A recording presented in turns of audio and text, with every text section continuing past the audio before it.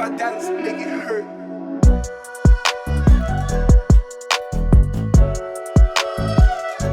Hello everyone, कैसे हो यार आप लोग। स्वागत है आपका पढ़ ले 11th ह्यूमैनिटीज़ में। ये आपका सेकंड लेक्चर होने वाला है यार इलेक्शन एंड रिप्रेजेंटेशन का। इसका एक लेक्चर हो चुका है और इसका एक लेक्चर शायद और लगेगा, ठीक है। तो आगे बढ़ते यार, मेरे बारे में जान लो। My name is Shivansh Gupta, I am currently at SRM university और तुम बाकी पॉज करके पढ़ सकते हो, ठीक है। प्लेटफॉर्म के बारे में थोड़ा जान लो यार। मेक श्योर करो कि तुम इन प्लेटफॉर्म पे हमको ज़रूर फॉलो कर रहे हो, क्योंकि कोई भी अपडेट आता है तो यहाँ पे ज़रूर आता है। तुम्हारे टेलीग्राम पे तो डाउट सेशन भी चलते हैं, ठीक है। तो यार मेक श्योर तुम वहाँ पे फॉलो कर रहे हो। और तुम्हारे लिए भाई साहब जो इतने प्यारे नोट्स आ रहे हैं वो तुम तक कैसे पहुँचेंगे, तो इस वेबसाइट पे जाओ, तुम तक पहुंच जाएंगे। तुम्हारे 3 चैप्टर के यार अपलोडेड हैं। तुम्हारे पॉलिटिकल साइंस के शुरू के 2 चैप्टर के और ज्योग्राफी एज अ डिसिप्लिन जो हमने पढ़ा था अभी, उसके तुम्हारे 3 चैप्टर के नोट्स अवेलेबल हैं वेबसाइट पे। जाओ, नोट्स लो और पढ़ो, ठीक है। एक चीज़ यार, लेक्चर चालू करने से पहले तुम इसके तरह लेक्चर नहीं देखोगे, तुम इसके तरह देखोगे तो मेक श्योर कि तुम्हारे हाथ में एक पेन हो, एक कॉपी हो और तुम इंपॉर्टेंट चीज़ों को साथ में नोट कर रहे हो। ग्रेट, तो शुरू करते हैं आज का लेक्चर। पहले एक बार रिवीजन कर लो यार, हमने पिछले लेक्चर में क्या क्या पढ़ा था। हमने देखा था इलेक्शन और डेमोक्रेसी का क्या रिलेशनशिप है, कि अगर इलेक्शन है लेकिन उस जगह पे डेमोक्रेसी नहीं है तो इलेक्शन का कोई मतलब नहीं होता, ठीक है। फिर हमने देखा था डायरेक्ट डेमोक्रेसी क्या होती है, इनडायरेक्ट डेमोक्रेसी क्या होती है, हमने इसके एग्जाम्पल भी देखे थे। फिर हमने देखा था election system in India. India में भाई साहब तुम्हारा किस टाइप का इलेक्शन सिस्टम है, ठीक है। फिर हमने देखा था first past the post system. India में ये है, ठीक है। तो हमने इसको पूरा पढ़ा था कि ये किस टाइप से होता है। इसका शॉर्ट फॉर्म भी होता है यार, इसको हम इस तरह भी बोलेंगे कई बार, FPTP, ठीक है। तो कंफ्यूज मत होना। प्रोपोर्शनल रिप्रेजेंटेशन हमने देखा था भाई, और इसको फिर इजराइल में कैसे होता है ये चीज़ देखी हमने। फिर हमने कंपेयर किया था भाई कि इन दोनों में सिस्टम कौन सा अच्छा है। अच्छा तो नहीं बोलना चाहिए, हर कंट्री के हिसाब से चीज़ें वेरी करती है। और इंडिया में भाई तुम्हारा ये क्यों नहीं है, आज हम ये चीज़ को समझेंगे। तुमने देखा होगा पिछले लेक्चर में ये प्रोपोर्शनल रिप्रेजेंटेशन थोड़ा अच्छा लग रहा था, ठीक है। फिर इसको इंडिया में क्यों नहीं अडॉप्ट किया भाई, ये डाउट आया होगा, ठीक है। तो आज इस चीज़ को समझेंगे। अब प्रोपोर्शनल रिप्रेजेंटेशन इन इंडिया, यार जब हमने इतना सब पढ़ा प्रोपोर्शनल रिप्रेजेंटेशन के बारे में, तो इंडिया में कहीं ना कहीं तो उसका यूज़ होगा, ठीक है। तभी हमने पढ़ा होगा। तो देखो इसका इंडिया में कैसे यूज़ है। पहले ये जान लो भाई, इसका इंडिया में काफ़ी लिमिटेड यूज़ है, ठीक है। इंडिया में तुम्हारा प्रोपोर्शनल रिप्रेजेंटेशन बहुत ज़्यादा नहीं होता। अब ये पढ़ो, ये क्या बोल रहा है, use only for election of president. President के इलेक्शन के लिए होता है भाई तुम्हारे, वाइस प्रेसिडेंट के इलेक्शन के लिए होता है तुम्हारे, राज्यसभा के इलेक्शन के लिए होता है तुम्हारे, और विधान परिषद। विधान परिषद क्या होती है भाई, तुम्हारी स्टेट असेंबली जो होती है उसमें तुम्हारा स्टेट में जो अपर हाउस होता है उसको विधान परिषद बोलते हैं। इंग्लिश में क्या बोलते हैं तुम मुझे कमेंट्स में बताना, ठीक है। अब आगे बढ़ो। System of proportional representation along with single transferable vote is adopted. अब भाई ये नया क्या आ गया, सिंगल ट्रांसफरेबल वोट, ठीक है। नेक्स्ट स्लाइड्स में ही है, इसलिए मैं अभी नहीं समझा रहा हूँ, उसको पूरा देखो फिर समझ आ जाएंगी चीज़ें, ठीक है। अब ये देखो यार, तुम्हारा प्रोपोर्शनल रिप्रेजेंटेशन राज्यसभा में कैसे वर्क करता है। सब में सेम है तुम्हारा, यहाँ पे प्रेसिडेंट के इलेक्शन, वाइस प्रेसिडेंट के इलेक्शन में भी यही चीज़ होती है। हम इसको राज्यसभा के एग्जाम्पल से देखेंगे, ठीक है। तो तुमको सबसे पहले ये पता होना चाहिए भाई, राज्यसभा तुम्हारा अपर हाउस होता है, ठीक है। तुम्हारा जैसे कि लोअर हाउस होता है लोकसभा, तुम्हारा अपर हाउस होता है राज्यसभा, तुमको ये पता होगा। एक और चीज़ पता होना चाहिए भाई कि तुम्हारी राज्यसभा जो होती है वो परमानेंट बॉडी होती है। जैसे लोकसभा तुम्हारी डिसॉल्व हो जाती है। अब ये डिसॉल्व क्या होता है ये हम अगले चैप्टर में जानेंगे, ठीक है। तब तक वेट करो।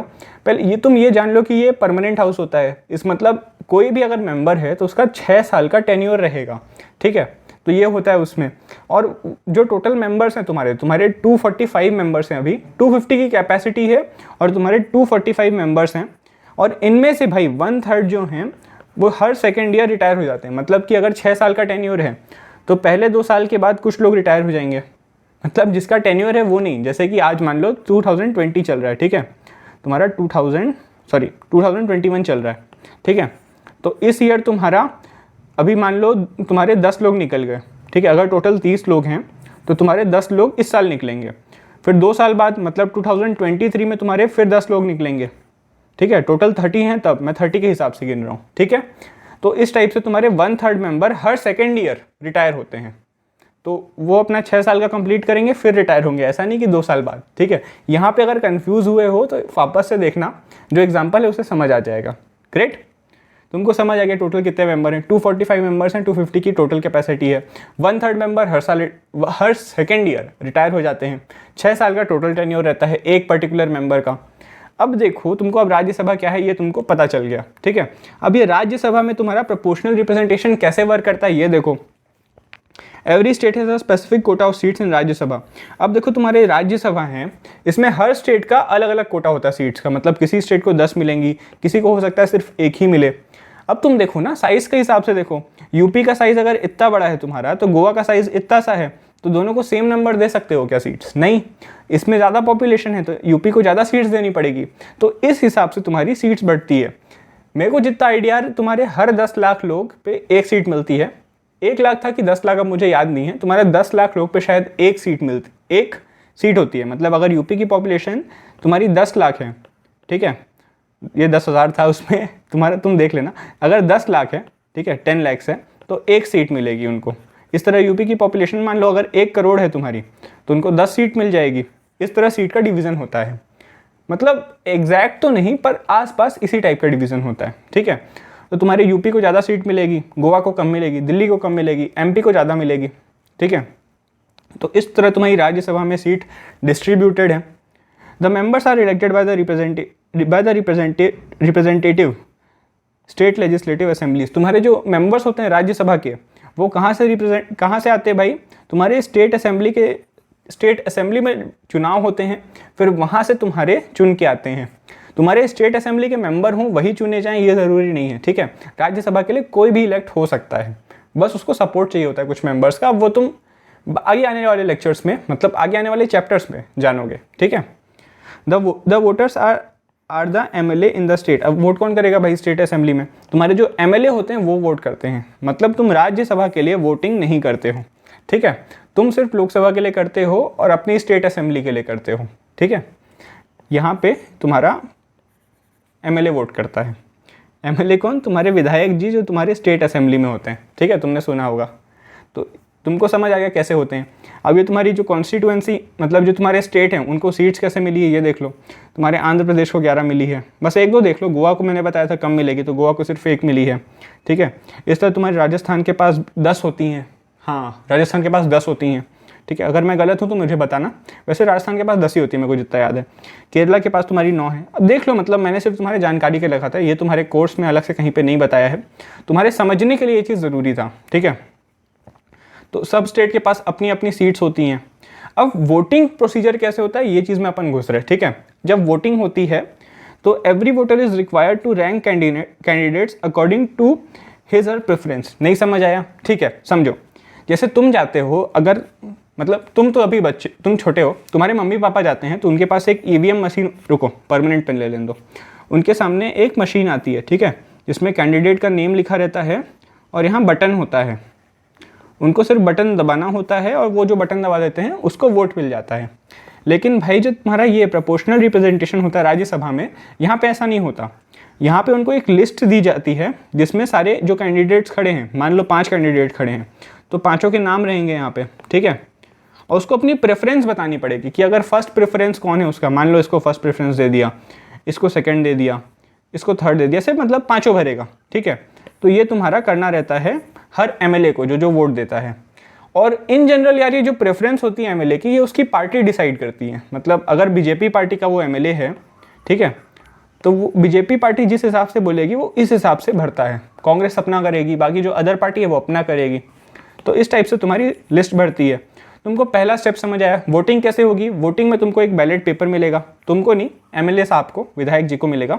और वो भाई तुम्हारे ये यहाँ पे रैंक करेंगे सबको। मान लो 4 लोग हैं तो 4 रैंकिंग होगी, किसी को फर्स्ट नंबर देंगे, किसी को सेकंड देंगे, किसी को थर्ड देंगे, किसी को फोर्थ देंगे। अब राइटिंग पे मत जाना, मैं जल्दी जल्दी लिख रहा हूँ इसलिए ख़राब आ रही है।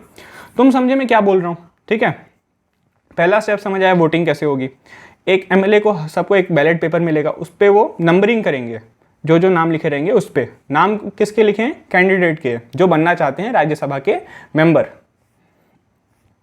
और इस पहले तुम्हारा first past the post system में क्या होता था यार, कि जिसने सबसे ज़्यादा नंबर ऑफ वोट्स जीत लिए, ठीक है, जैसे मान लो ऐसा चल रहा है, तो बाकी का कोई मतलब नहीं रह गया, ये जीत गया, ये होता था, ठीक है।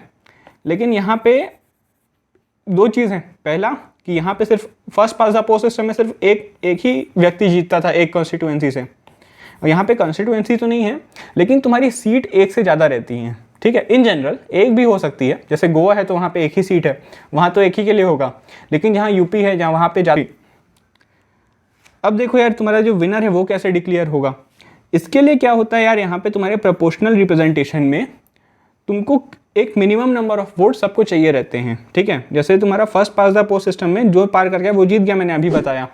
लेकिन यार यहाँ पे क्या होता है कि एक मिनिमम नंबर ऑफ वोट का कोटा, मान लो कि कुछ 40%, ये तो बस मैं बता रहा हूँ, इसका एक फॉर्मूला होता है, ये लिखा है तुम्हारा फॉर्मूला, मैं बता रहा हूँ। मान लो अगर सिर्फ 40% वोट करने हैं तो ये कैसे होता है बताऊँगा। मैं सिर्फ यहाँ पे इतना बता रहा हूँ कि कुछ मिनिमम नंबर ऑफ वोट होने चाहिए, अगर उस कैंडिडेट को मिलेंगे तभी वो क्वालिफाई होता है राज्यसभा के लिए, ठीक है।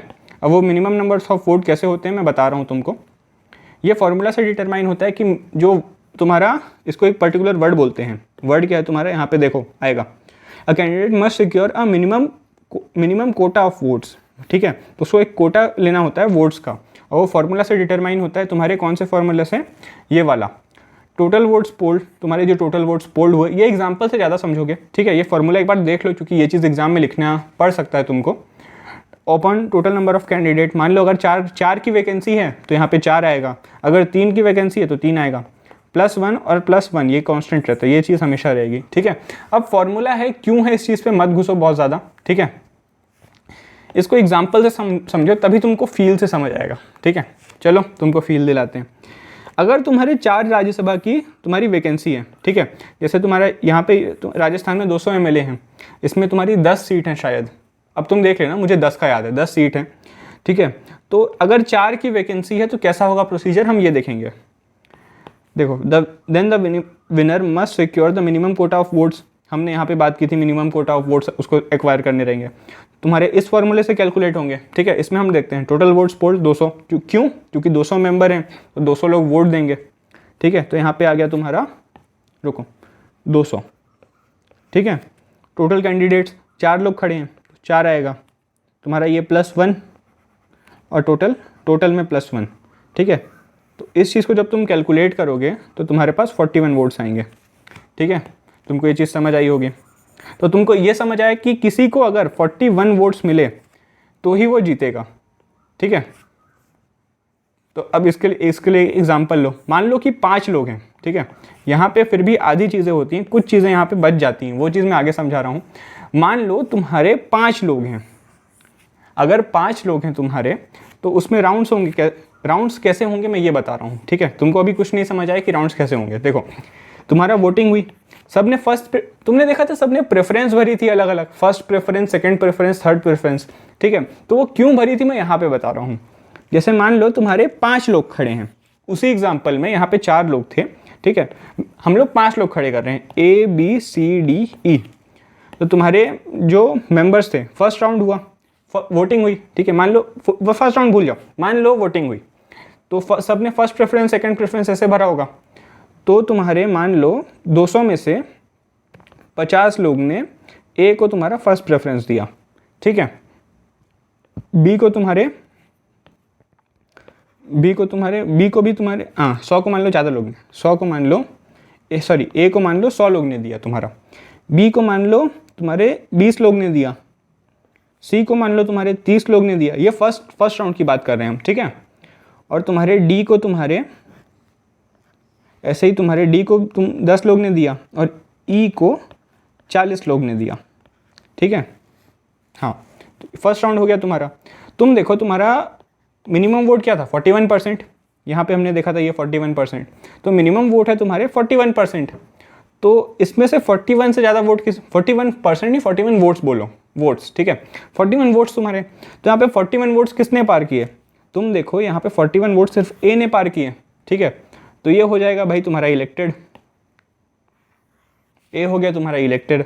और तुम्हारा जो सेकंड ये रहता है, सबसे कम जिसके आते हैं, सबसे कम किसके आए हैं, डी के। तो जो डी होता है तुम्हारा ये डिसक्वालीफाइड हो जाएगा, ठीक है। अब बाकी जो बचे हैं तो जो सबकी सेकंड, अब इसके बाद क्या करेंगे, सबकी सेकंड प्रेफरेंस देंगे। जैसे कि तुम्हारा वोटिंग होती है, ठीक है, तो किसी ने फर्स्ट प्रेफरेंस भरा होगा, किसी को सेकंड प्रेफरेंस, किसी को थर्ड प्रेफरेंस, ऐसे हमने देखा था अभी। तो सब अब फर्स्ट प्रेफरेंस सबकी देख ली, ठीक है।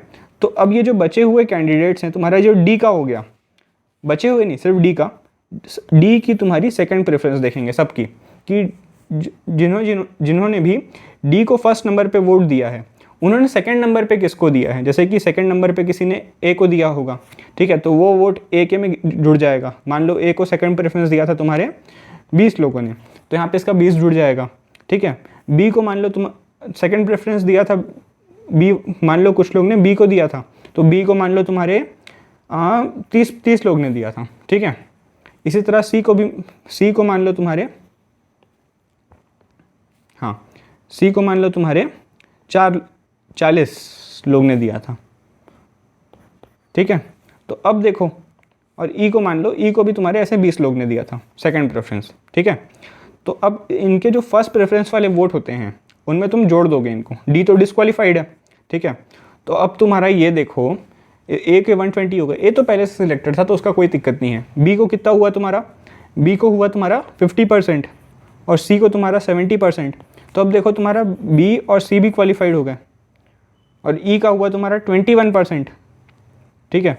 तो ई का अब बाकी सबका थर्ड प्रेफरेंस देखेंगे इसी तरह, और बाकी सबके नीचे डाल देंगे, और इस तरह तुम्हारे प्रेफरेंस चलते जाएंगे।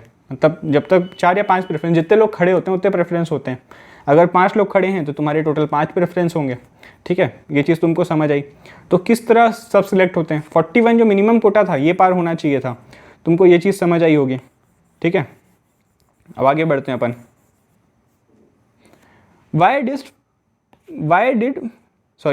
ये चीज़ फिर से कर रहे हैं। Why did India adopted the FPTP system, FPTP, first past the post, हाँ ठीक है, मेरे को लगा स्पेलिंग गलत हो गया। तुम्हारा first past the post system हमने इंडिया में क्यों अडॉप्ट किया, हम ये चीज़ देख रहे हैं, ठीक है। यहाँ पे पेस थोड़ा स्लो हो गया था, सॉरी उसके लिए। भाई मैं इंडिया में अभी भी हमने देखा कि तुम्हारा प्रोपोर्शनल रिप्रेजेंटेशन नहीं था। क्यों नहीं था यार, तुमने देखा इतना कॉम्प्लेक्स सिस्टम, तुमको ही समझने में दिक्कत हो रही थी। तो यार एक नॉर्मल किसान जो अपना काम कर रहा है, तुम उसको ये सिस्टम कैसे समझाओगे, ठीक है। तो इसीलिए भाई हम उसकी सिंप्लिसिटी के लिए, तुम्हारा जो भी इलेक्शन होता है उसकी सिंप्लिसिटी कि वो सबको समझ आए। अब सबको कैसे समझ आएगा भाई, तुम्हारा अगर तुम्हारा ये प्रोपोर्शनल रिप्रेजेंटेशन होता तो वही तुम्हारा बैलेट होता सबके सामने, सबको प्रेफरेंस भरनी पड़ती, तो ये चीज़ सबको नहीं समझ आती, ठीक है। लेकिन भाई तुम्हारा जो अगर तुम्हारा first past the post system है, बस बटन दबाने हैं, अब उनके सामने सबके नाम लिखे हुए हैं तो वो बटन जाके दबा देंगे, तो ये चीज़ भाई बहुत सिंपल रहती है। तो इसकी सिंप्लिसिटी की वजह से हमने इस चीज़ को अडॉप्ट किया, ठीक है। अब तुम देखो एक नॉर्मल किसान को वैसे भी ये चीज़ तुम नहीं समझा पाओगे। अब यार वो अपना काम करेगा कि तुम्हारा ये समझ नहीं आएगा, जो तुम्हारी इलिटरेट पॉपुलेशन है, अब उसमें जितने भी तुम्हें गिन लो, उनको कैसे समझ आएगा, ठीक है। तो इसीलिए हमने ये इसको लिया, ये वाला सिस्टम। अब देखो इसमें बुक में क्या रीज़न दिया है, the entire election system is extremely simple to understand even for a common voter. मैंने बताया कॉमन वोटर, जिसको बहुत ज़्यादा पॉलिटिक्स में नॉलेज नहीं है, उसको भी ये चीज़ समझ आती है। तुमको 10 तक पता था कि ये first past the post system क्या होता है, नहीं पता था। तो यार इस तरह बहुत लोग को नहीं पता होता, ठीक है। There is also clear choice presented to the voters at the time of election. अब तुम्हारे first past the post system में तुम देखोगे कि पार्टी ज़्यादा डोमिनेंट रोल प्ले करती है, पार्टी ने जैसा प्रेफरेंस बताया वैसा हो जाता है। लेकिन यहाँ पे तुम्हारा भाई क्लियर एक वोटर को तुम वोट देते हो। हमने प्रोपोर्शनल रिप्रेजेंटेशन में देखा था कि वहाँ पे तुम पार्टी को वोट देते हो, इजराइल के एग्जाम्पल में देखा था, वहाँ पे तुम किसी पर्सन को वोट नहीं देते हो, ठीक है। तो FPTP का जो तुम्हारा first past the post system है, उसका ये भी फायदा है, FPTS होना चाहिए, first past the post system. तो ये स्पेलिंग तुम देख लेना, ठीक है, यहाँ पे गड़बड़ हो गई है, तो ये चीज़ तुम देख लेना।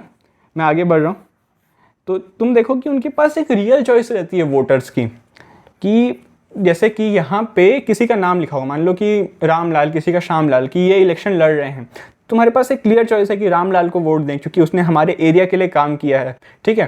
तो यहाँ पे क्लियर चॉइस है तुम्हारे पास। अब देखो द FPTS, अब देखो ना, फर्स्ट पास द सही था, मैं कंफ्यूज हो गया था, first past the post system, sorry ये चीज़ गलत मैं बोल दिया था, ठीक है। The first past the post system offers voters a choice not simply between parties but specific candidates. तुम्हारे स्पेसिफिक कैंडिडेट्स के लिए देता है। हमने ये चीज़ अभी डिस्कस की भाई तुम्हारे, कैसे कि तुम्हारा जो first past the post system है ये तुम्हारा एक पार्टी को नहीं दिखाता, तुम्हारे जो स्पेसिफिक कैंडिडेट होते हैं, जैसे मैंने रामलाल श्यामलाल का बताया कि इसने तुम्हारे यहाँ अच्छा काम किया है, श्यामलाल ने तुम्हारे यहाँ काम नहीं किया है अच्छा, मतलब वो बहुत ज़्यादा रिनाउंड नहीं है, तुम उसको वोट नहीं दो, तो यहाँ पे तुम्हारा जो कैंडिडेट होता है उसमें तुम चूज़ कर सकते हो उन चीज़ों पे, ठीक है। In other electoral system, especially proportional representation system, voters are often asked to choose a party and the representative are elected on the basis of party list. जो तुम्हारे हमने देखा था ना प्रोपोर्शनल रिप्रेजेंटेशन में कि तुम वहाँ पे पार्टी को वोट देते हो, तुम एक पार्टी को चुनते हो और फिर पार्टी में से जो लिस्ट आती है वो लोग सिलेक्ट हो जाते हैं। तो यहाँ पे तुमको स्पेसिफिक चॉइस मिल रही है कैंडिडेट की, लेकिन यहाँ पे तुम पार्टी को वोट दे रहे हो, ये फ़ायदा रहता है। इन constituency based system like FPTP, the voters know who their own representative is and can hold him or her accountable. अब यार ये क्या बोल रहा है, मैं अटक गया था यहाँ पे थोड़ा सा, कुछ नहीं बोल रहा है। जैसे कि अगर तुम एक पार्टी को वोट दे रहे हो तो अगर कोई गलती होती है तुम्हारे यहाँ तो तुम किसको ब्लेम करोगे, इतनी बड़ी पार्टी है तुम उसको ब्लेम करोगे। लेकिन भाई जब अगर तुमने एक सिंगल पर्सन को वोट दिया, जैसे तुमने रामलाल को वोट दिया है, ठीक है, तो अगर तुम्हारे यहाँ कुछ प्रॉब्लम होती है तुम रामलाल को जाके बोल सकते हो, ठीक है। तो इसलिए यहाँ पे तुम उस पर्सन को अकाउंटेबल ठहरा सकते हो किसी भी चीज़ के लिए। मतलब जिम्मेदार कौन है यहाँ पे, कोई भी चीज़ अगर काम होगा, तुम्हारे यहाँ के विधायक जी, तो यहाँ पे कौन है, तुम्हारे रामलाल, ठीक है। अगला रीज़न क्या है यार तुम्हारा FPTP को अडॉप्ट करने का, proportional representation based system based election may not be suitable for giving us stable government in parliamentary system। ये क्या बोल रहा है भाई, तुम्हारा स्टेबल गवर्नमेंट क्यों नहीं होगी प्रोपोर्शनल रिप्रेजेंटेशन में। तुमने देखा था प्रोपोर्शनल रिप्रेजेंटेशन में अगर किसी को 2% वोट मिला है, ठीक है, तो उसको 2% सीट्स भी मिलती थी, हमने देखा था।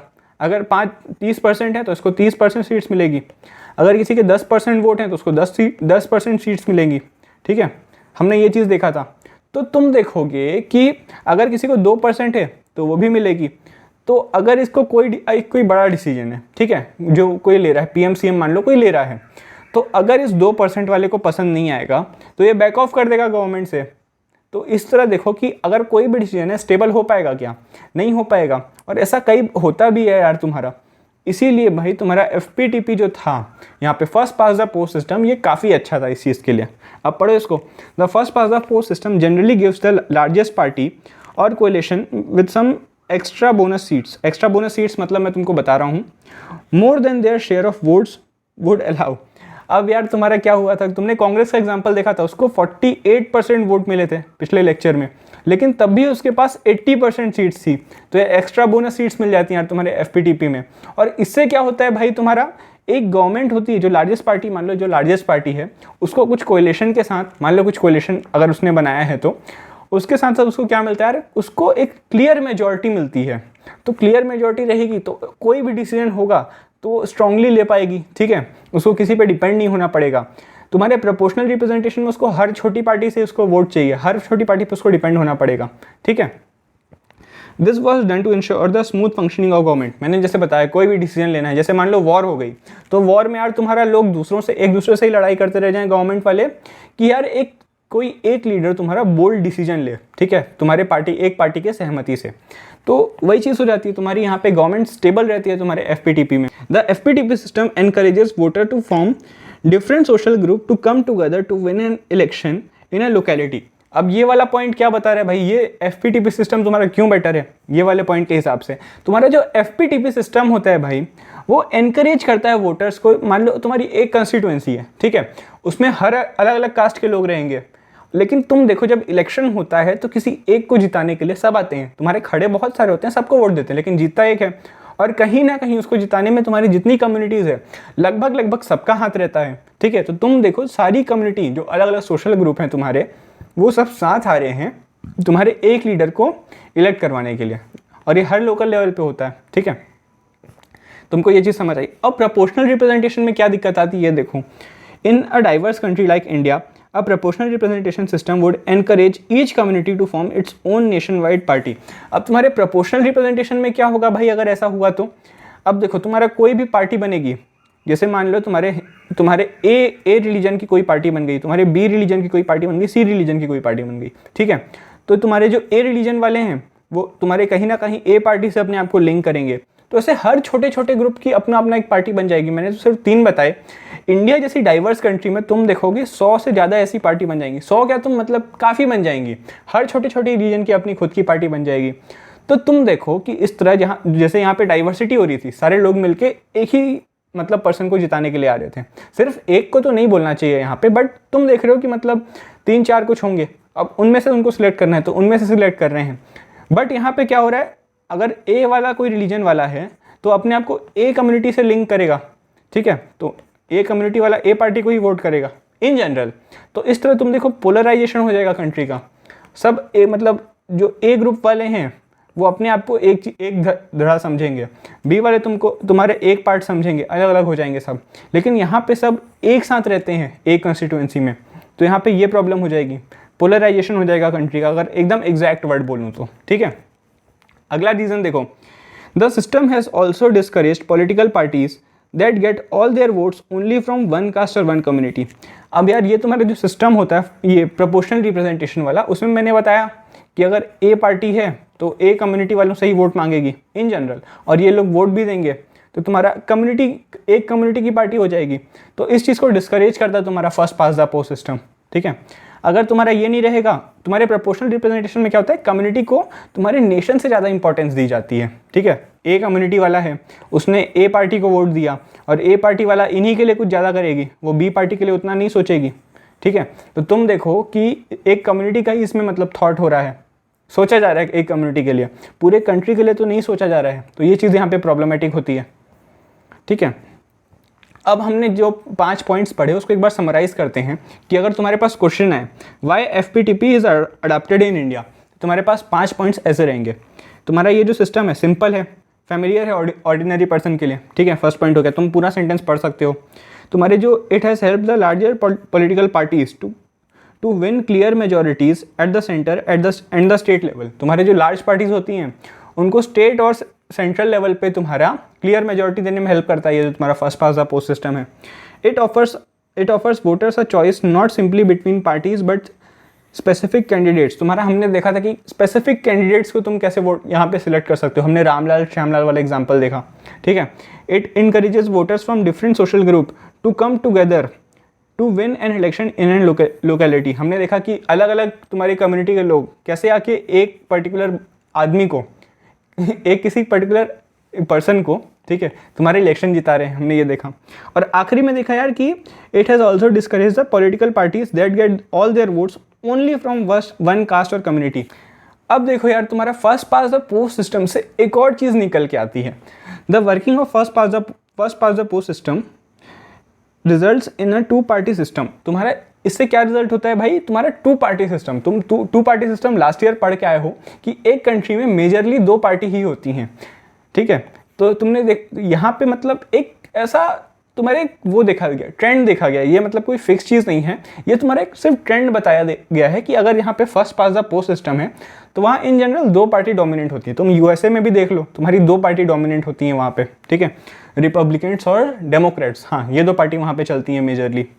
अब ये देखो, this means that there are only 2 major competitors for power. यहाँ पे power is often shared by the 2 parties alternatively. मतलब वही बोल रहे हैं तुम्हारे 2 पार्ट, मैं यहाँ पे सेंटेंस में अटक गया, तुम पढ़ लेना, कुछ नहीं बोल रहा है यहाँ पे, बस इतना बोल रहा है कि तुम्हारी 2 पार्टीज के बीच में ही पावर बढ़ता रहता है। कभी फर्स्ट पार्टी जीत गई, कभी सेकंड पार्टी जीत गई तुम्हारी, यही चीज़ चलता रहता है। मतलब 2 पार्टी के बीच में ही पावर डिवाइड होता रहता है, ठीक है।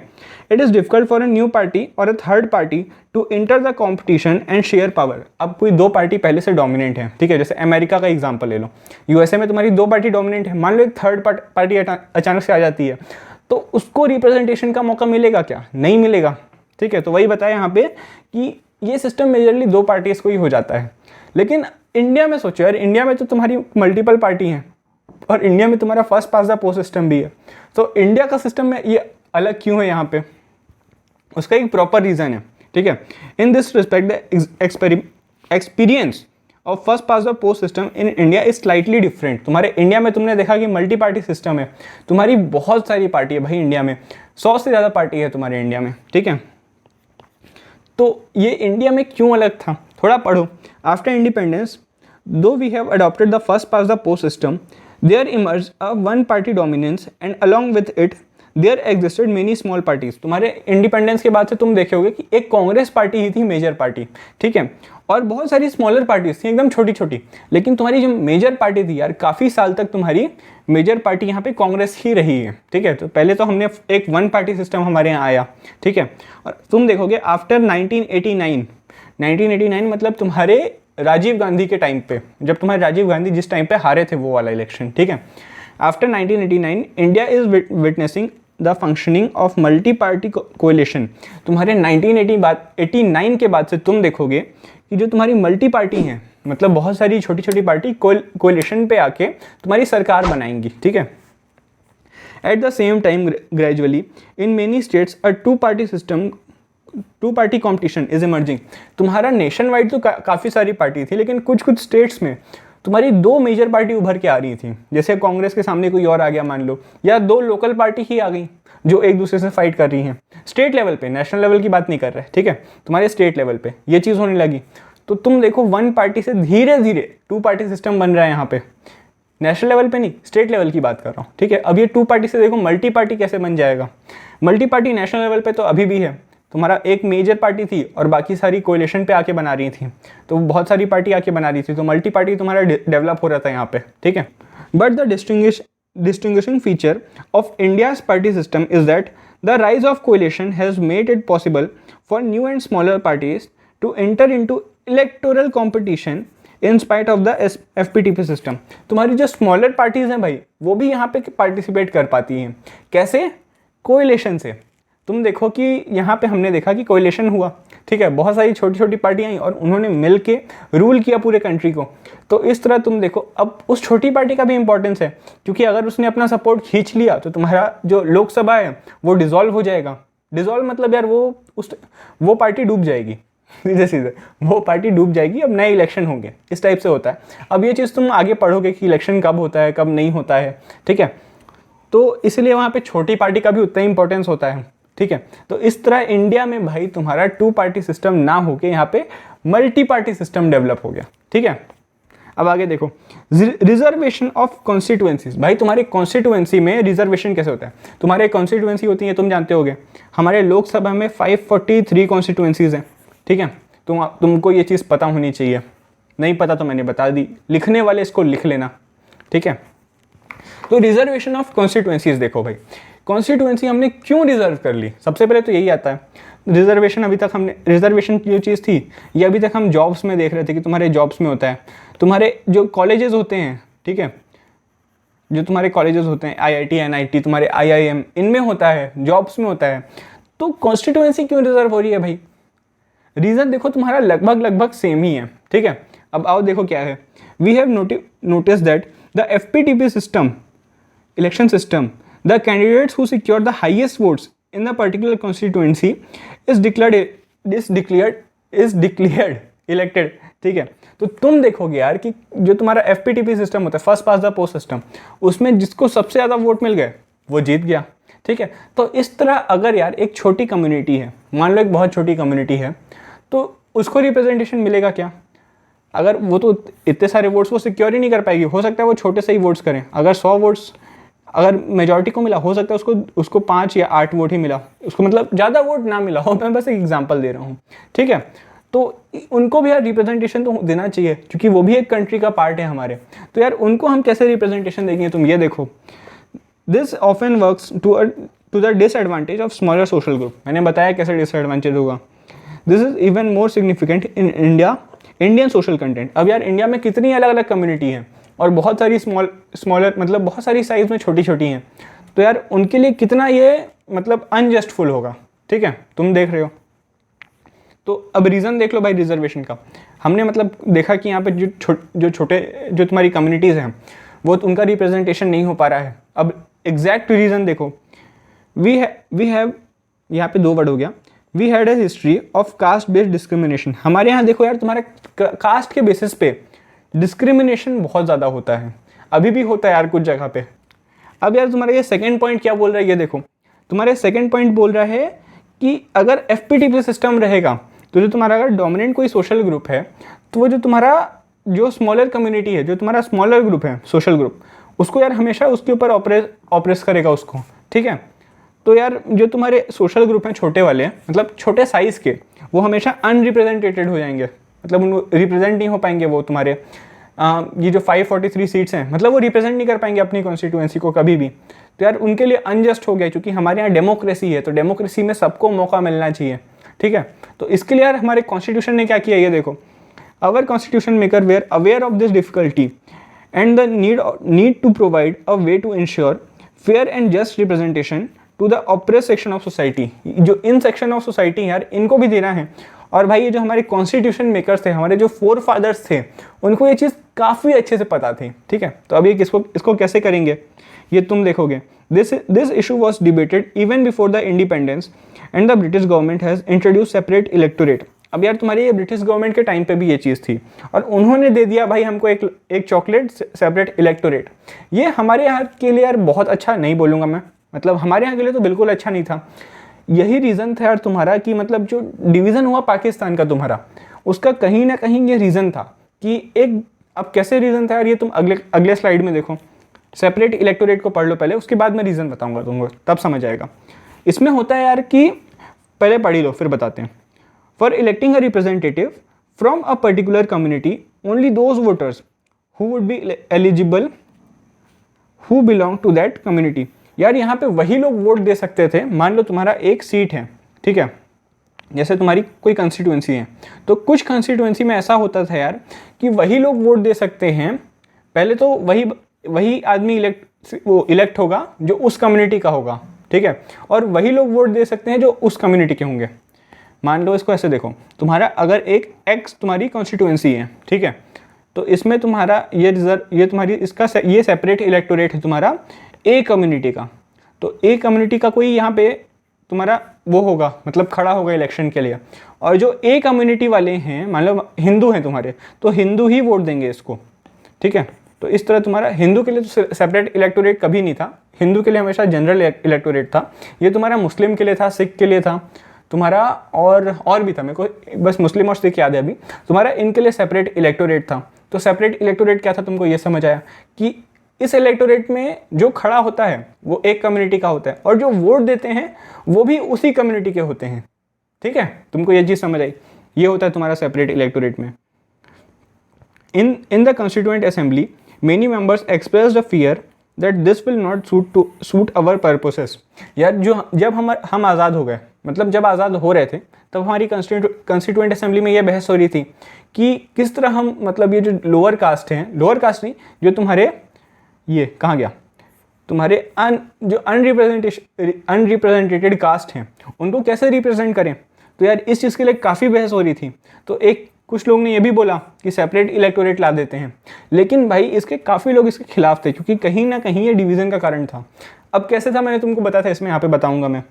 तो तुम देखो पाकिस्तान में तुम्हारा क्या हुआ, वो एक सेपरेट नेशन चाहते थे। क्यों? क्योंकि वो एक मुस्लिम मेजॉरिटी नेशन चाह रहे थे। तो हुआ क्या, तुमने मुस्लिम को एक सेपरेट इलेक्टोरेट दिया, ठीक है। तो इससे क्या हुआ कि जो मुस्लिम जो पीपल थे वो इन्हीं को वोट दे रहे थे, क्योंकि उनकी असेंबली में यही लोग वोट दे सकते थे। तो एक ऐसा एरिया है, ठीक है, एक ऐसा एरिया है जहाँ पे कोई मान लो मुस्लिम लीडर इलेक्ट हो रहा है। मैं पाकिस्तान का एग्जांपल ले रहा हूँ यार, इसलिए यहाँ पे मैं मुस्लिम वर्ड यूज़ कर रहा हूँ, ठीक है। कोई उसके लिए बुरा मत मानना, ठीक है, बस यहाँ पे हम पढ़ने के लिए आए हैं, एक एग्जांपल देख रहे हैं। तुम्हारा एक मुस्लिम लीडर इलेक्ट हो रहा है, तो उसको वोट कौन देंगे, मुस्लिम ही देंगे। तो इस एरिया में देखो यहाँ पे सिर्फ मुस्लिम का ही मतलब वो चल रहा है, वही यहाँ पे तुम्हारे वो खड़े हो रहे हैं, वही वोट भी दे रहे हैं। तो यार उनको लगा कि एक ऐसा एरिया ही है जब हम यहाँ पे सब हम ही कर रहे हैं, इलेक्ट भी हम ही हो रहे हैं, इलेक्शन करवा भी हम ही रहे हैं, वोट भी हम ही दे रहे हैं, तो यार इसको हमको एक कंट्री ही दे दो तुम, ठीक है। तो ये रीज़न था कहीं ना कहीं कि तुम्हारा जो डिवीज़न हुआ इंडिया पाकिस्तान का, तो कहीं ना कहीं यहाँ पे जो तुम्हारा सेपरेट इलेक्टोरेट था, ये बहुत बड़ा रीज़न था, ठीक है। तो इसीलिए तुम्हारे जो कॉन्स्टिट्यूएंट असेंबली थी, इसमें कई लोग ने इसके लिए फियर भी जताया था। तो इसका इलाज निकल के आता है भाई तुम्हारा रिजर्व कॉन्स्टिट्यूएंसी में, ठीक है। तुम्हारे इसके बाद हम इसकी जगह सेपरेट इलेक्टोरेट की जगह ये अडॉप्ट करेंगे, तुम देखोगे। हमने पढ़ा भी, रिजर्वेशन दिया है हमने अलग अलग कंस्टिट्यूएंसी में।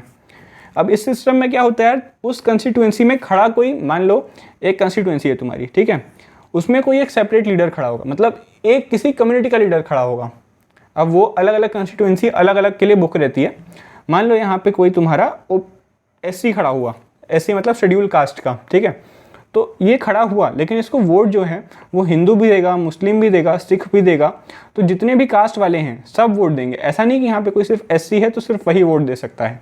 तो ये फ़र्क होता है तुम्हारे रिजर्व कंस्टिट्यूएंसी में और तुम्हारा सेपरेट इलेक्टोरेट में, ठीक है। तो यही चीज़ तुम्हारा यहाँ पे सेंटेंस में लिखा हुआ है, in this system all voters in a constituency are eligible to vote. यहाँ पे सब वोट कर सकते हैं, उनकी मतलब उनकी कास्ट के बेसिस पे यहाँ पे वोटिंग नहीं होती है। But the candidates must belong to only a particular community और social section for which the seat is reserve. तुम्हारी मैंने बताया अलग अलग कंस्टिट्यूएंसी अलग अलग लीडर के मतलब अलग अलग कास्ट के लिए रिजर्व रहती है, और वहाँ से जो खड़ा होगा वो उसी कास्ट का होना चाहिए। ये सिर्फ कंडीशन होती है। वोटिंग पे सब वोट करते हैं, ठीक है, नॉर्मल होती है वोटिंग में कोई दिक्कत नहीं आती।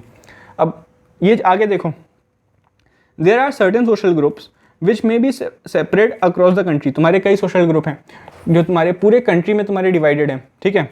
इन a particular constituency their number may not be sufficient to be able to be influence the victory of candidate. तुम्हारा मान लो एक कॉन्स्टिट्यूएंसी में, वो पूरे नेशन में देखोगे तो उनकी पॉपुलेशन काफ़ी अच्छी है, लेकिन एक पर्टिकुलर कॉन्स्टिट्यूएंसी में हो सकता है उनकी इतनी ज़्यादा पॉपुलेशन ना हो कि वो किसी को जिता सके, ठीक है। हो सकता है, नॉर्मल है, वही मतलब उनकी कंट्री वाइज उनकी हो सकता है पॉपुलेशन काफ़ी ज़्यादा हो, लेकिन एक पर्टिकुलर कॉन्स्टिट्यूएंसी में कम हो। तो इस चीज़ को इंश्योर करने के लिए यार, to ensure their proper representation a system of reservation become necessary. Reservation क्यों ज़रूरी हो जाता है, यहाँ पे अपन को बताया कि उनकी पॉपुलेशन देखो तुम है यहाँ पे उनकी पॉपुलेशन कंट्री वाइड, तुम कंट्री वाइड देखोगे तो उनकी पॉपुलेशन है पूरे कंट्री में, लेकिन जो छोटी सी कंस्टिट्यूएंसी है उसमें हो सकता है उनकी पॉपुलेशन काफ़ी कम हो, ठीक है। तो इस चीज़ के लिए हम यहाँ पे करते हैं। मैंने रिपीट किया, तुमको समझ आना चाहिए यहाँ पे, ठीक है। अगर कोई डाउट है तो कमेंट में मेरे को ज़रूर बताना, और लाइक करो यार वीडियो को, बहुत अच्छा लगता है हमको, ठीक है। आगे देखो, the constitution provide for reservation of seats in Lok Sabha and state legislative assembly for the schedule caste and schedule tribe. तुम्हारे कॉन्स्टिट्यूशन ने SC और ST के लिए सीट रिजर्व करके रखी है इसीलिए, ठीक है। और ये तुम्हारा इनिशियली 10 साल के लिए था यार, मतलब जब तुम्हारा असेंबली बना था, ठीक है, जो तुम्हारा कॉन्स्टिट्यूशन बना था, जब कॉन्स्टिट्यूशन बन गया 1950 में, तब तुम्हारा 10 साल के लिए इसको पहली बार लाया गया, ठीक है। और इसको एक्सटेंड कर दिया गया तुम्हारा 1960 तक, 60 या 61 था मेरे को याद नहीं, तुम्हारा शायद 1960 तक इसको डाला, मतलब 10 साल के लिए डाला, ठीक है। लेकिन 10 साल बाद जो सरकार थी उसको लगा कि यार अभी नहीं, मतलब अभी जो ये तुम्हारे शेड्यूल कास्ट शेड्यूल ट्राइब्स हैं ये अभी उभर के नहीं आए हैं, अभी भी इनको रिजर्वेशन की ज़रूरत है। तो इस तरह और बढ़ा दिया गया, फिर और बढ़ा दिया गया।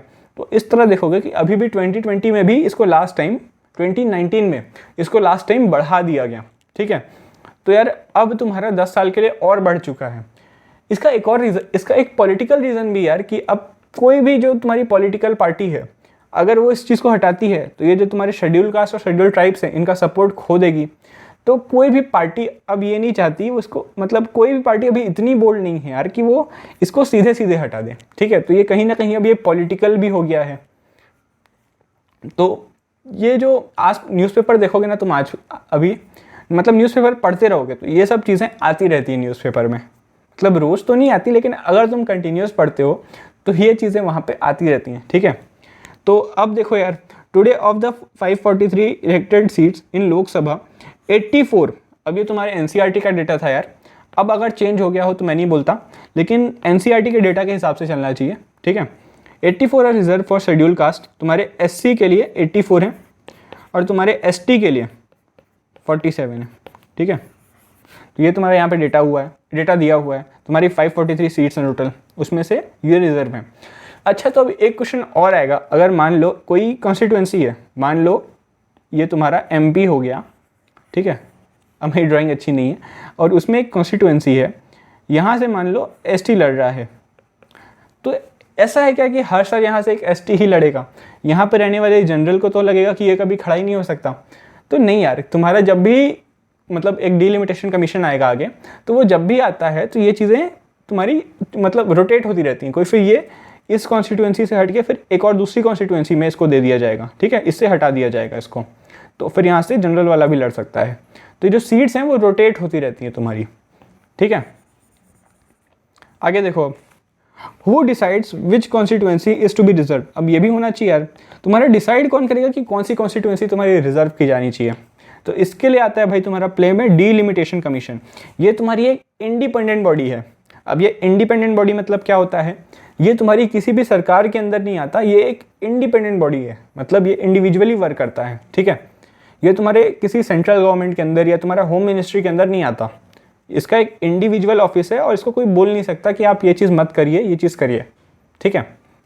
मतलब उनके जो लीगल वर्क है उसमें, बाकी अगर उन्होंने कुछ उसके किसी ऑफिशियल मेंबर ने इलीगल वर्क किया तो उसको उस चीज़ के लिए पकड़ा जा सकता है। तो इंडिपेंडेंट क्या होता है तुमको ये समझ आया होगा, ठीक है। तो डीलिमिटेशन कमीशन डिसाइड करता है भाई कि तुम्हारा चीज़ें कैसे होंगी। अब डीलिमिटेशन कमीशन को थोड़ा अच्छे से पढ़ते हैं। ये लास्ट टॉपिक है, थोड़ा सा ही लेक्चर बचा है, ठीक है, इसके बाद हम आगे देखेंगे। देख लो जल्दी से। The delimitation commission is appointed by the president of India. कौन अपॉइंट करता है? प्रेसिडेंट, लिखो ये चीज़। And works in the collaboration with election commission of India. तुम्हारे इलेक्शन कमीशन के साथ ही कोलैबोरेशन में वर्क करता है, ठीक है। तो यार इलेक्शन कमीशन के साथ क्यों करता है मैं आगे बता रहा हूँ इसको। It is appointed for the purpose of drawing the boundaries of constituencies all over the country।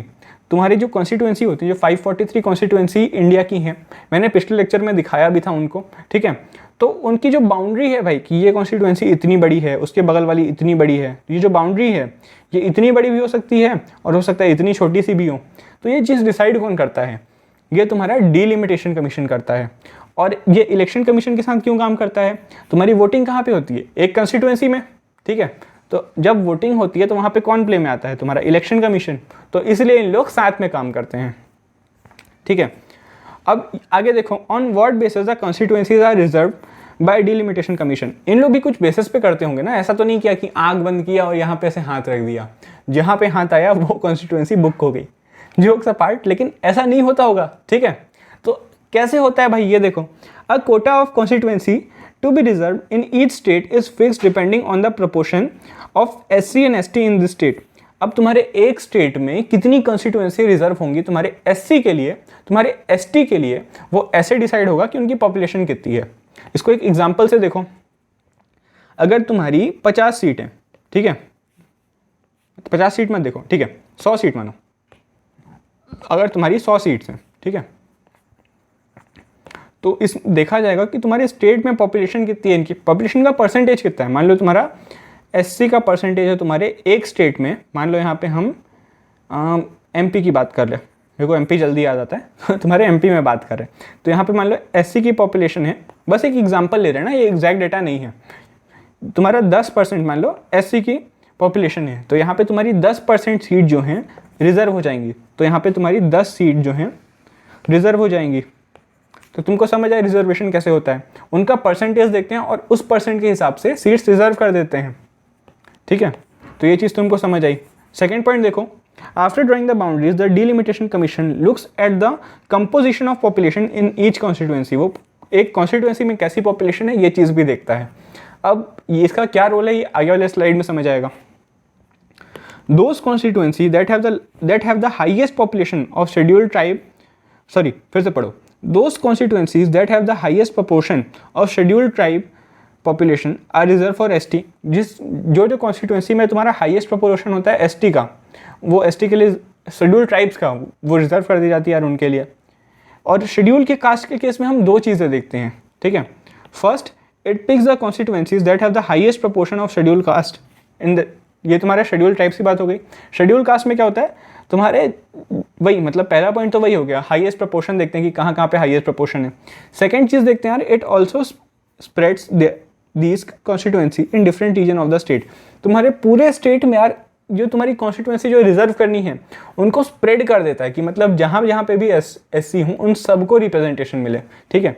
तो ST के केस में क्या होता है भाई, जहाँ पे सबसे ज़्यादा प्रपोर्शन होता है ST का वहाँ वो चीज़ रिजर्व कर दी जाती है।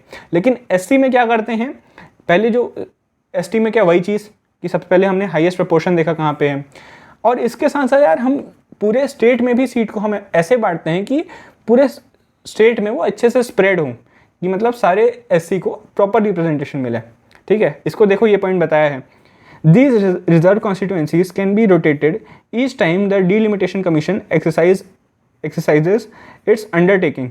तो यार क्या है, मैंने तुमको बताया था कि सीट्स जो है तुम्हारी रोटेट होती रहती हैं। कब होती हैं? मैंने बताया था डिलिमिटेशन कमीशन आएगा, तो जब भी ये अपना काम करती है, मतलब जब भी डिलिमिटेशन कमीशन बैठती है तो ये उस टाइम रोटेट कर देती है। अभी तक ये चीज़ 4 बार हो चुकी है, ठीक है। लास्ट टाइम हुई थी ये 2002 में। तुम्हारे काम का नहीं है, बस मैंने बता दिया एक डेटा, ठीक है। आगे देखो, the constitution does not make similar reservation for other disadvantaged group. तुमने देखा एसटी के लिए बनाया कॉन्स्टिट्यूशन ने, एससी के लिए बनाया कॉन्स्टिट्यूशन ने, लेकिन जो बाकी ऐसे डिसएडवांटेज ग्रुप हैं उनके लिए नहीं बनाया। अब ये कौन से डिसएडवांटेज ग्रुप हैं? सबसे अच्छा एग्जांपल यार तुम्हारी वुमेन, ठीक है। एक वुमेन ऐसा, तुम्हारा एक जो वुमेन है वो एक ऐसा ग्रुप है कि तुमने देखा कि जो असेंबलीज रहती हैं इनमें इनका बहुत ज़्यादा रिप्रेजेंटेशन नहीं होता, ठीक है। तो इनको भी यार रिजर्वेशन देना चाहिए, लेकिन अभी तक हमारे जो हायर लेवल ऑफ गवर्नमेंट है, मतलब जो तुम्हारी स्टेट असेंबली है, जो तुम्हारी लोकसभा है, वहाँ पे इस टाइप का रिप्रेजेंटेशन अभी नहीं दिया गया है। लोकल बॉडीज़ में है तुम्हारे वुमेन के लिए, ठीक है। ये चीज़ अपन पढ़ेंगे। Reservation of women, there have been a strong demand seeking reservation of seats in the Lok Sabha and state assemblies for women. एक स्ट्रॉन्ग डिमांड रही यार काफ़ी टाइम से, लेकिन अभी तक ऐसा कुछ है नहीं। The demand for reserving 1/3 seats for women is increasing being articulated. तुम्हारी 1/3 सीट्स या रिजर्व कर देनी चाहिए, ये तुम्हारा काफ़ी टाइम से, मतलब अब ये चीज़ जोर पकड़ रही है। तुम्हारा जो लोकल बॉडीज़ है रूरल एरियाज़ में, जो गांव होता है, पंचायत होता है, जो तुम्हारी म्यूनसिपल कॉरपोरेशन होती है, उनमें 1/3 सीट्स अभी भी रिजर्व करने का प्रावधान है। लेकिन ये जो हायर लेवल हैं, लोकसभा और स्टेट असेंबलीज, इनमें अभी भी ऐसा कुछ नहीं है। A similar provision for Lok Sabha and Vidhan Sabha would require an amendment to the Constitution। अब तुम देखो कि तुम रिप्रेजेंटेशन में चेंज कर रहे हो, ठीक है। तो तुम कॉन्स्टिट्यूशन में कुछ ना कुछ चेंज कर रहे हो, तो उसके लिए यार कॉन्स्टिट्यूशन को चेंज करना पड़ेगा। और कॉन्स्टिट्यूशन को चेंज करने को क्या बोलते हैं? अमेंड। तो अमेंडमेंट करना पड़ेगा कॉन्स्टिट्यूशन का। लेकिन अभी तक यार इस चीज़ को प्रपोज कई बार किया गया है, लेकिन अभी तक ये पास नहीं हुआ है, ठीक है। तो तुम देखोगे कि वुमेन के लिए, वुमेन अभी भी फाइट कर रही हैं रिप्रेजेंटेशन के लिए। ये चीज़ यार आगे वाले चैप्टर में भी है, जब हम वुमेन को स्पेसिफिकली पढ़ेंगे पॉलिटिकल साइंस में। तुम्हारा फ्री एंड फेयर इलेक्शन देख लो भाई, अब अगला टॉपिक, कि हमने इतना सब पढ़ लिया, अलग अलग सिस्टम पढ़ लिया। अब यार तुम्हारे जब तक कोई भी, अगर तुम्हारा टाइप का इलेक्शन हो रहा है, अगर फर्स्ट पास द पोस्ट हो रहा है या फिर प्रोपोर्शनल रिप्रेजेंटेशन हो रहा है, अगर वो फ्री एंड फेयर ना हो तो उससे कुछ हो सकता है क्या? इलेक्शन का हमेशा फ्री एंड फेयर होना ज़रूरी है। तो क्या बोल रहे हैं भाई, इस बुक में क्या बोला है इसके बारे में तुम देखो, अपने आप समझ आ रहा है। फ्री एंड फेयर इलेक्शन होना चाहिए, तुमको भी पता है, ठीक है। लेकिन अब तुमको लिखना है तो क्या क्या लिखोगे, तो हम मेजर पॉइंट्स यहाँ पे डिस्कस करते हैं। A true test of any election system is the ability to ensure free and fair electoral process. जो तुम्हारा एक कोई भी इलेक्शन सिस्टम है, उसकी सक्सेस कैसे पता चलेगी कि वो फ्री एंड फेयर इलेक्शन कितना करा पा रहा है। अब 100% तो यार कोई भी सिस्टम तुम्हारा एक्यूरेट नहीं हो सकता, ठीक है, बट कितना ज़्यादा फेयर हो सकता है वो तुम्हारे कितना फेयर इलेक्शन होगा उस पर डिपेंड करता है, ठीक है। If we want democracy to be translated into reality on ground, it is important that the election system is impartial and transparent. समझ आया होगा, यहाँ पे कुछ समझाने जैसा नहीं है, ठीक है। The system of election must also allow the aspiration of voter to find legitimate expression through the electoral result. ये चीज़ तुमको नहीं समझ आई होगी। क्या बोल रहा है भाई, जो तुम्हारा वोटर होता है उसको एक लेजिटिमेट आंसर मिलना चाहिए तुम्हारे जो रिजल्ट आता है उसमें। मतलब उसने किसी को वोट दिया, ठीक है, तुम्हारी सोसाइटी ने किसी को वोट दिया, तो उसको वो चीज़ दिखनी चाहिए, रिफ्लेक्ट होनी चाहिए तुम्हारे जो इलेक्शन के रिजल्ट हैं उसमें, ठीक है। तभी तुम्हारे इलेक्शन फेयर हुए होंगे। तो बस यार तुम्हारा यहाँ पे ये चैप्टर खत्म होता है। हमने ये देखा फ्री एंड फेयर इलेक्शन कैसे होता है। इसके और टॉपिक्स हैं कि मतलब इलेक्शन कमीशन तुम्हारी इंडिपेंडेंट बॉडी होती है, तुम्हारा जो वोटिंग एज है वो भी आएगा अभी। नेक्स्ट टॉपिक वही है, तुम्हारी वोटिंग एज क्या होनी चाहिए, उसको तुम्हारा यूनिवर्सल अडल्ट फ्रेंचाइज बोलते हैं, ठीक है। तो वो चीज़ आएगी। तो यार यहाँ पे तुम्हारा लेक्चर खत्म होता है। आज लेक्चर 1 घंटे का हो गया, ठीक है, बट तुम देख सकते हो इतना, ठीक है। एक बार जल्दी से रिवाइज करते हैं यार, हमने क्या क्या देखा। हमने सबसे पहले आज देखा कि जो तुम्हारा जो राज्यसभा में जो तुम्हारा प्रोपोर्शनल रिप्रेजेंटेशन है वो कैसे होता है, ठीक है। उसके बाद यार हम आए कि तुम्हारे इंडिया में प्रोपोर्शनल रिप्रेजेंटेशन क्यों नहीं है भाई, तुम्हारे इंडिया में first past the post system क्यों है। फिर हमने देखा first past the post system तुम्हारी 2 पार्टी सिस्टम को लीड करता है, लेकिन यार तुम्हारे इंडिया में ऐसा क्यों नहीं है, हमने ये देखा यहाँ पे कोलिशन गवर्नमेंट बन जाती है, ठीक है। उसके बाद यार हमने यहीं पे देखा, अभी ये वाला टॉपिक आया तुम्हारा रिजर्वेशन वगैरह आ गया वुमेन का, बीच का टॉपिक भी आया था। बीच में क्या आया था तुम्हारा, बीच में आया था हाँ तुम्हारा डिलिमिटेशन कमीशन आ गया था, ये मैं भूल गया था। तुम्हारा डिलिमिटेशन कमीशन आएगा कि डिलिमिटेशन कमीशन क्या होता है, तुम्हारा कैसे वर्क करता है। उसके बाद हमने आखिरी में देखा भाई तुम्हारे वुमेन के लिए रिजर्वेशन क्या होता है, ठीक है। तो यार यहाँ पे लेक्चर खत्म करते हैं। आज थोड़ा लेक्चर में मैं अटक रहा था, तो उसके लिए यार माफ़ कर देना, ठीक है। तब तक अगले लेक्चर में मिलते हैं यार, तब तक के लिए स्टे सेफ, पढ़ते रहो, बाय।